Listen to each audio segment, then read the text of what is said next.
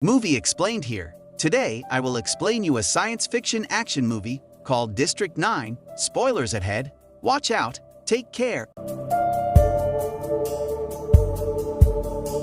In 1982, a giant extraterrestrial spaceship arrives at Earth and hovers over the South African city of Johannesburg. A human investigation team finds over 1 million malnourished aliens, derogatorily called prawns, inside, and the South African government relocates them to a terrestrial camp called District 9. However, over the years it turns into a slum, and locals from Earth often complain that the aliens are filthy, ignorant lawbreakers who bleed resources from humans. Following unrest between the aliens and locals, the government hires Multinational United, MNU, a huge weapons manufacturer, to relocate the aliens to a new camp outside the city. Hyatt Smith, an MNU executive, appoints MNU employee and his son-in-law Wikus van der Merwe to lead the relocation. Meanwhile, three aliens, Christopher Johnson, his young son CJ, and Christopher's friend Paul, search a District 9 garbage dump for alien fuel and prawn technology, which Christopher has had them spend the last 20 years synthesizing enough of to enact his plan. They finally finish in Paul's shack as the relocation begins.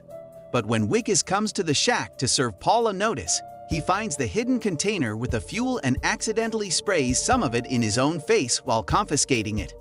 Paul is killed by Cobus Venter, a cruel leader of the MNU mercenaries. Wikus begins mutating into a prawn, starting with his left arm, which was injured after the fuel exposure.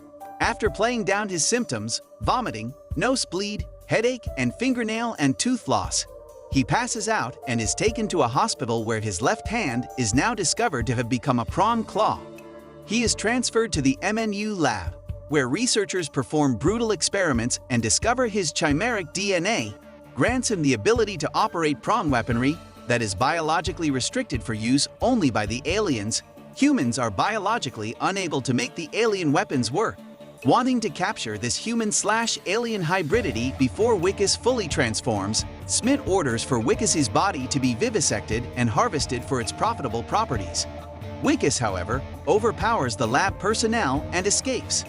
While Cobus Venter's forces hunt for him, a smear story is broadcast on television, attracted a contagious disease from copulating with aliens. Wikus takes refuge in District 9, accidentally finding Christopher and the mother spaceship's concealed command module dropship underneath his slum house. Christopher explains to Wikus that the confiscated fuel is crucial to his plan of reactivating the dropship, and if he can get them in the dropship to the mothership, he can cure Wikus and reverse his physical transformation.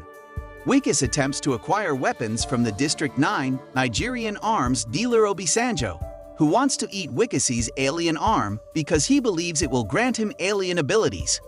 Wikus, however, seizes an alien weapon and, able to use it, escapes with a collection of weapons he and Christopher can use to attempt a retrieval of the alien fuel. Wikus and Christopher then force their way through MNU to the lab and retrieve the fuel.